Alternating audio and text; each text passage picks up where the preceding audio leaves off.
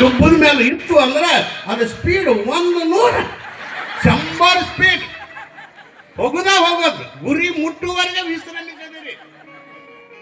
101 speed ಹೋಗುದು ಬರಾಗ 108 ಗಾಡಿಯಾಗ ಬರುದು ಗೊತ್ತಾಗಿರ್ಬೇಕಲ್ಲ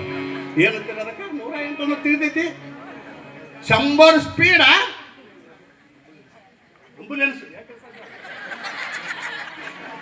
108 100 speed ಹೋಗುದು ಬರಾಗ ಅಡ್ಡು ಕೂಡಿ ಆಂಬುಲೆನ್ಸ್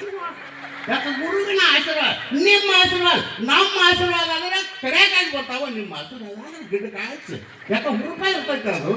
ಈ ಗುರುಗಳು ಬೇಕಾಗಿಲ್ಲಪ್ಪ ಶ್ರೀ ಗುರು ಇಂಥ ಗುರುವಿನ